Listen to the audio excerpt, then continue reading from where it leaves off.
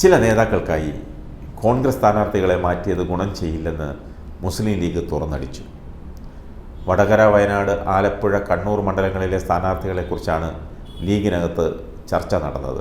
വോട്ടെടുപ്പിന് മുമ്പ് തോൽവി സമ്മതിക്കുന്നതായി വടകരയിലെ സ്ഥാനാർത്ഥി മാറ്റമെന്ന് ലീഗ് നേതാവ് സൂചിപ്പിച്ചതും അതൃപ്തിയുടെ സൂചനയാണ്. വടകരയിൽ ഷാഫി പറമ്പിൽ MLA നിർത്തിയതിനാലാണ് ലീഗിന് പ്രധാന എതിർപ്പ്. കെ മുരളീധരനെ മാറ്റുന്നതിനെക്കുറിച്ച് ചർച്ച ചെയ്യാത്തതിലും നീരസമുണ്ട്. മൂന്നാം സീറ്റായി വടകര ചോദിച്ച ലീഗിനെ തഴഞ്ഞത് മുരളിയെ ചൂണ്ടിക്കാട്ടിയായിരുന്നു. എന്നാൽ മുരളിയെ തൃശ്ശൂർക്ക് മാറ്റിയത് ലീഗ് നേതാക്കൾ അറിഞ്ഞത് ചാനലുകളിൽ നിന്ന് മാത്രമാണ്. പകരം പാലക്കാട്ട് നിന്ന് ഷാഫി വന്നത് BJP ധാരണയിലെന്ന വാർത്ത അവരെ കുഴയ്ക്കുന്നു. ഷാഫിക്ക് പകരം T. സിദ്ദിഖ് MLA മതിയായിരുന്നില്ലേ എന്നാണ് ലീഗ് പ്രവർത്തകരുടെ ചോദ്യം.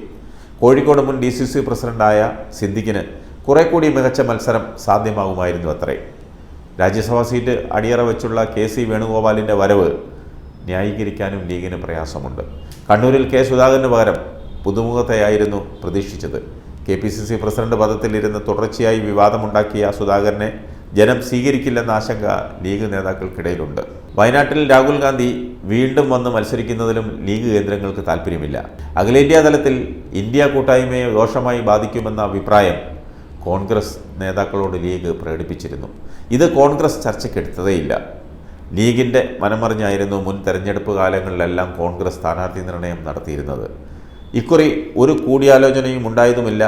അതുപോലെ മുസ്ലിം ലീഗ് സ്ഥാനാർത്ഥികൾ മോശമെന്ന കോൺഗ്രസ് നേതാവ് രമേശ് ചെന്നിത്തലയുടെ വാക്കുകൾ സമൂഹ മാധ്യമങ്ങളിൽ വലിയ പ്രചരണവുമായിരുന്നു.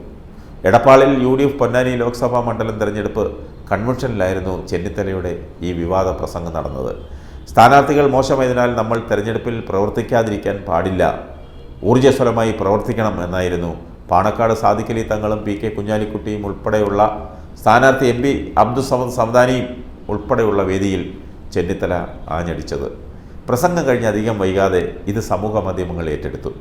മുസ്ലിം ലീഗ് MPമാരുടെ പ്രവർത്തനത്തെക്കുറിച്ച് വോട്ടർമാർക്കിടയിൽ വ്യാപക ആക്ഷേപമുള്ളതിനാൽ ഇത്തവണ സ്ഥാനാർത്ഥികളെ മണ്ഡലം മാറ്റിയാണ് നിർത്തിയത്.